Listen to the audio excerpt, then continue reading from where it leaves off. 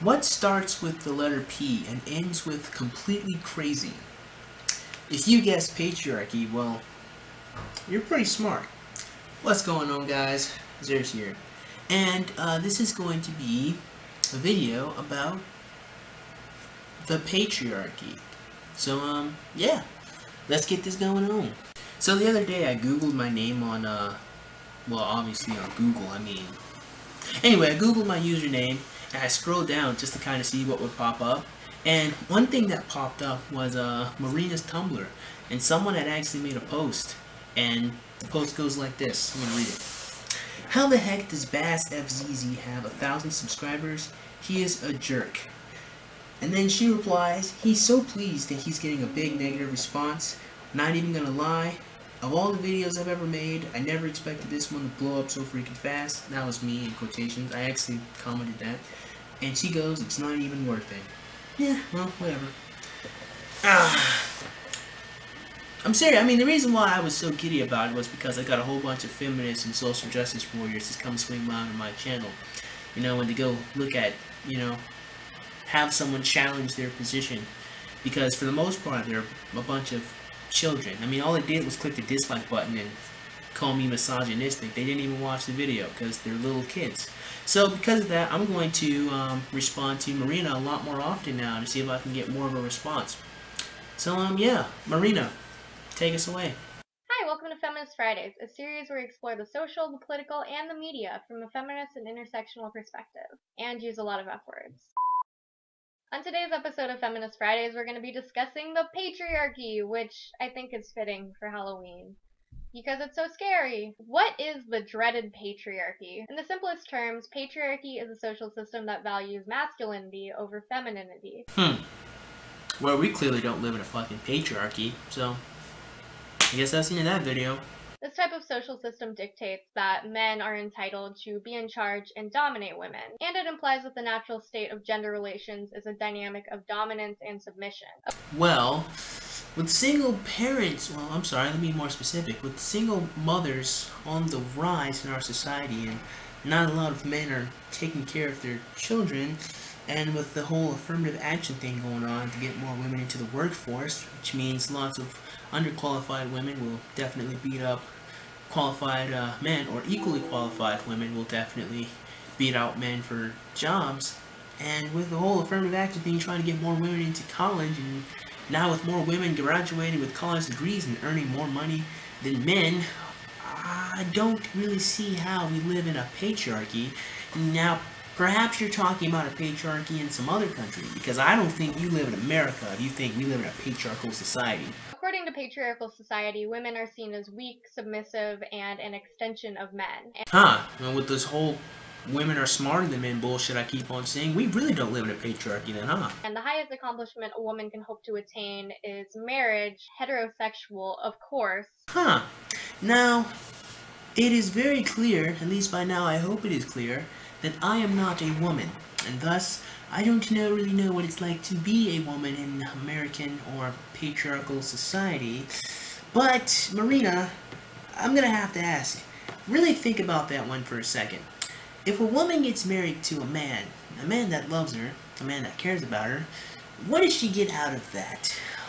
She gets a house to live in, she gets money to spend, she gets someone to protect her, she gets to have sex with somebody, let's hope he's attractive, right? He's gonna be a good-looking young man. Okay, and then she gets love and respect and admiration for being a woman. I don't fucking see how that is a horrible transaction from the woman's point of view. Imagine this thing, let's just take it, let's say she's not that fantastic of a human being and she marries a good rich man. And then she divorces him, and he has to pay her alimony. Well, she gets, okay, let's say, I don't know, maybe sometimes upwards of like $5,000 a month. It's possible. I've seen alimony just fucking crazy amounts of alimony, right? So I go on to say this, that, marriage for a woman it's quite a fantastic system that really does benefit them. Like, it benefits them whether or not they are or not in a marriage. If they're in the marriage, they get protection and all that stuff I just said. If they get out of the marriage or they get a divorce, well, they can actually get a man to pay alimony and child support if she got pregnant. So that whole system of marriage really works to her fucking benefit. I don't really see where you can complain about the institution of marriage when it specifically was designed to benefit women. And even if you want to go take it back to the 50s, I mean, if a woman did something wrong, it was her husband that got punished for her actions, not him. Now, yeah, granted, true that a lot of women couldn't actually own land, but again, men would literally build houses for their wives to live in. Marriage has always benefited women. I don't really see why you're complaining about all that. And child birthing. Fun. On the reverse end of the spectrum, men are expected to be physically and emotionally strong, dominating, and the breadwinner and protector of his family. I see. Nothing too bad about that. Being physically and emotionally strong are two very fantastic things. Being the breadwinner, you know, the head, the leader of the family unit, sounds pretty cool to me. I don't have any problem with that. Continue. Although the domination of women today might not be as bad as, say, a couple hundred years ago. Or at all, really. I mean, the domination of women has never been that bad because women as a group have never been dominated or oppressed. Perhaps individual women in their relationships, but I mean, they pick the guy, and so you can't really be too upset about that. But, I mean, as a whole, no. Women as a whole, as a group themselves, has never been oppressed. It's never happened. Maybe like racial groups, yeah, we can talk about that all day, every day. But as far as it just goes, people that have vaginas, no, it's never happened. Women had no legal rights and were considered their husband's property, or I think a better word to use there would be their husband's responsibility, not their property. They weren't objects. A man was responsible for the actions of his wife, which was pretty detrimental to him if his wife was quite the asshole. Even as bad as something you'd see on an episode of Mad Men, gender is still something that is strictly enforced on people today. In patriarchal societies, cisgender men are typically valued over cisgender women. However, really? What's with that whole affirmative action thing then, Marina?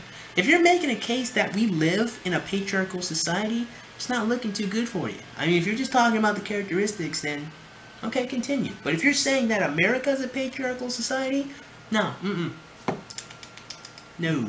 However, this system forces people into strict boxes called gender roles, and gender roles hurt everybody. Now, Marina, I'm going to have to ask, can you please be as objective as possible? Okay, when you explain why gender roles suck for people, can you please be, like, objective about it?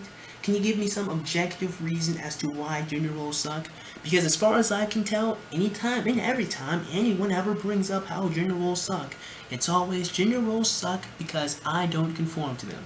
It's very subjective, and it only is about their experience not fitting into those roles. Because, I mean, look, Marina, gender roles have a purpose, they have a function, and they have worked.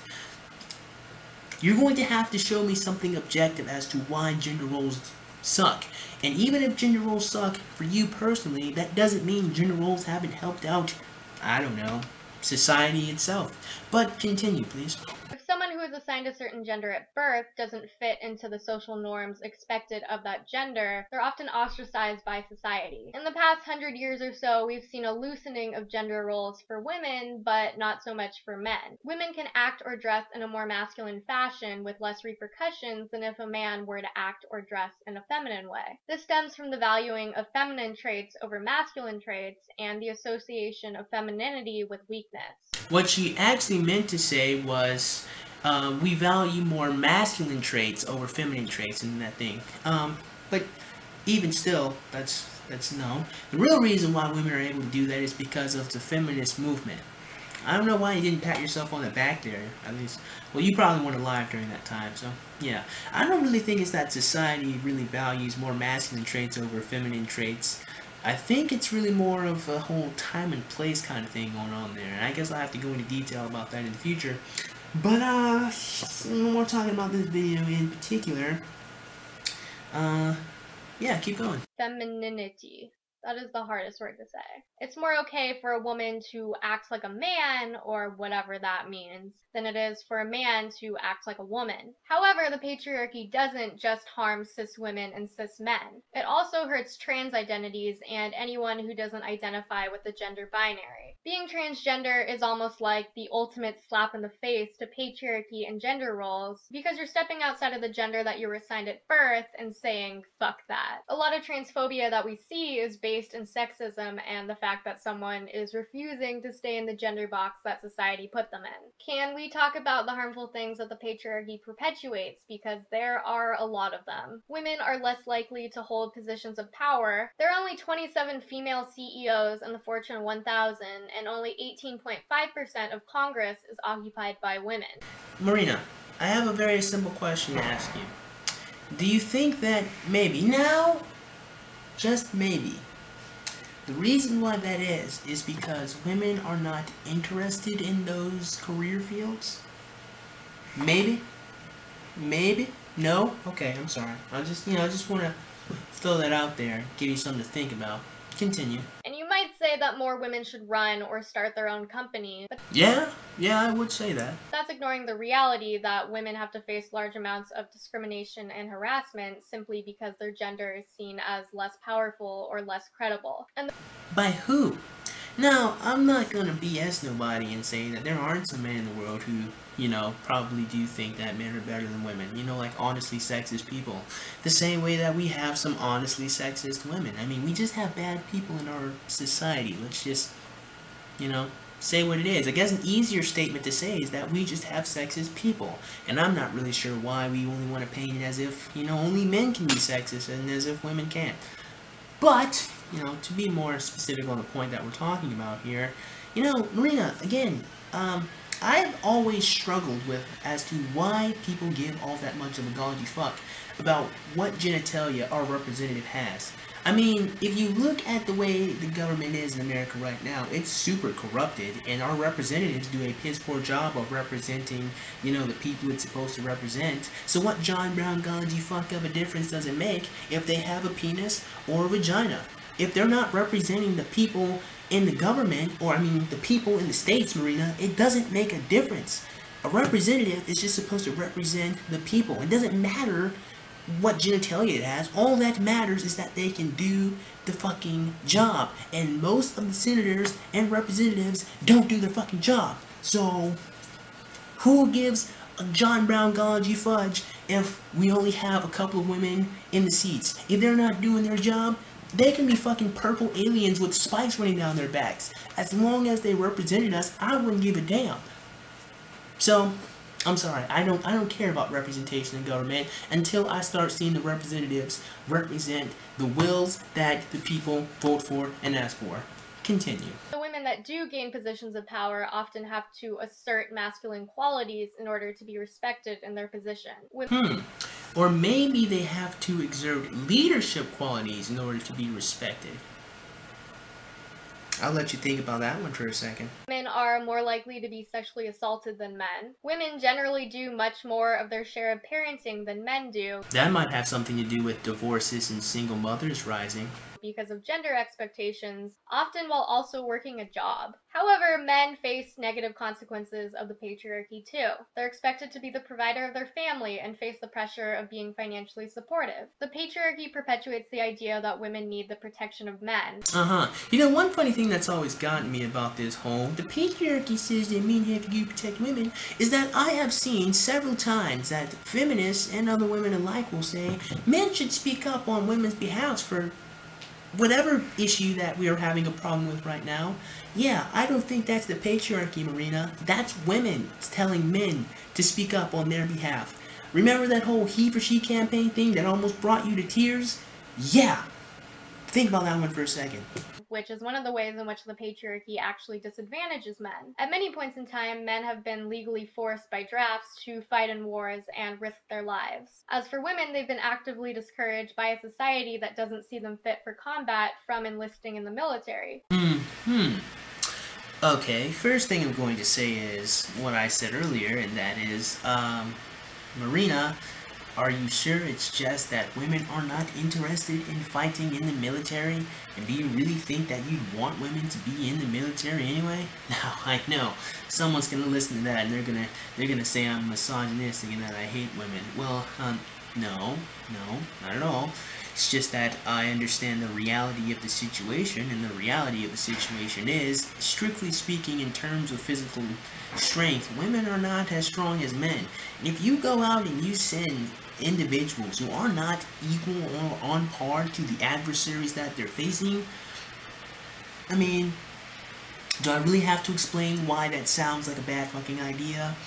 And if anything, you'd want your military force to be on par or superior to the opponents that you're facing now.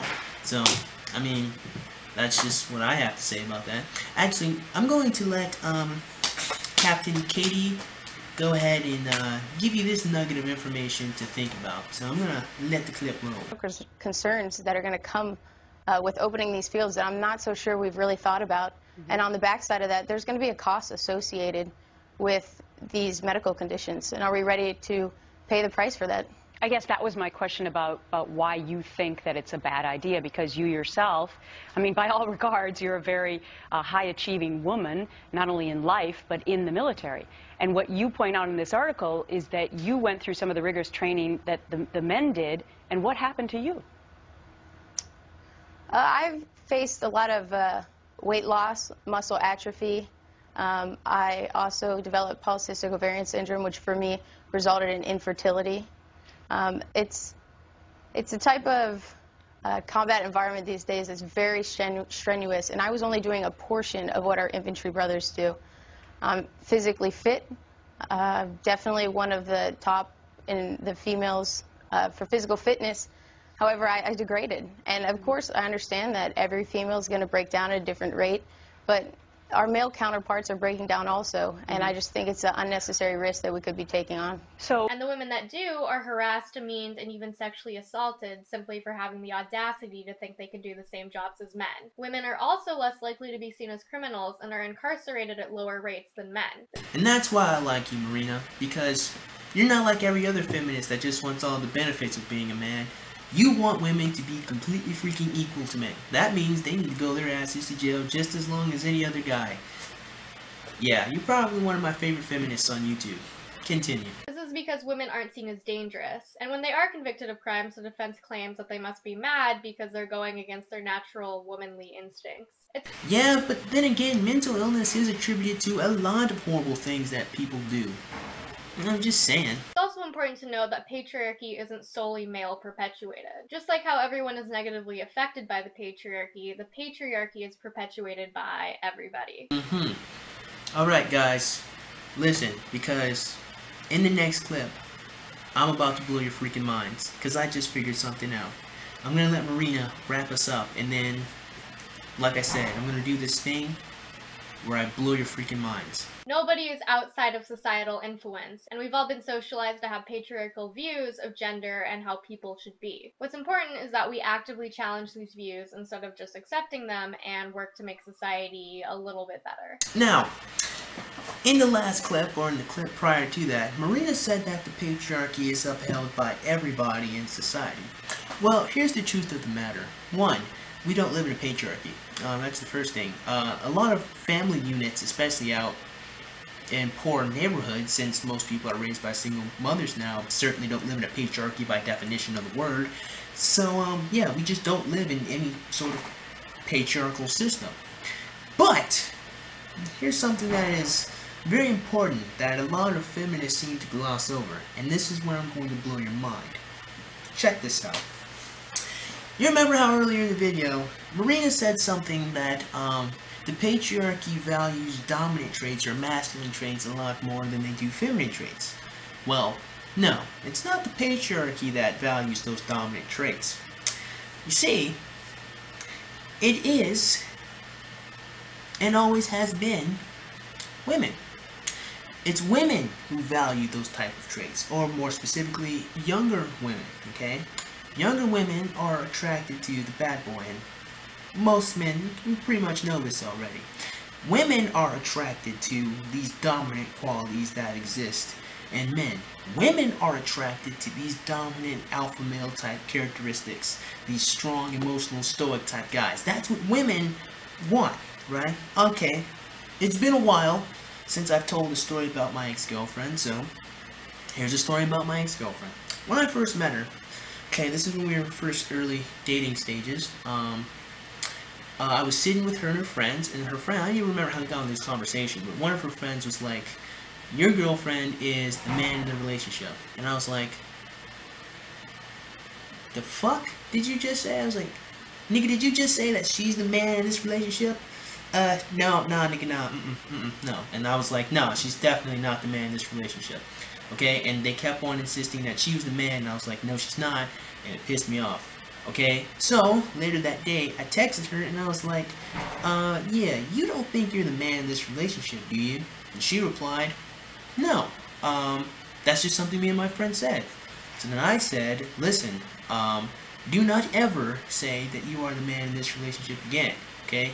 I don't like being mean, but don't ever say that shit to me again or think that you have the power in this fucking dynamic. So then, she replies, so does that mean that I'm the bitch? And she said that verbatim.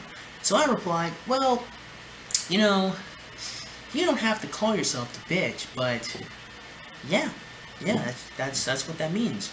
And the next thing she said was, good, because I want to be the bitch.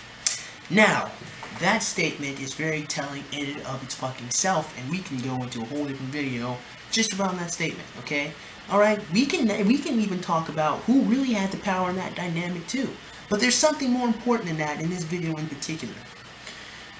She wanted to be the submissive person in that relationship, okay? She wanted me to be the dominant person in that exchange. It didn't have anything to do with society telling me that, because all society had fucking told me was that me and her were supposed to be equal. But she wanted to be submissive. You see, Marina, it's not the patriarchy that tells men that they have to be dominant or leaders or in control. It's women. That being said, I certainly hope you guys got something out of this video, and if you did, man, go ahead and click that like button. Go ahead and click that subscribe button. Comment in the comment box below, and as always, have a great day. I'll see you cool cats soon. Adios.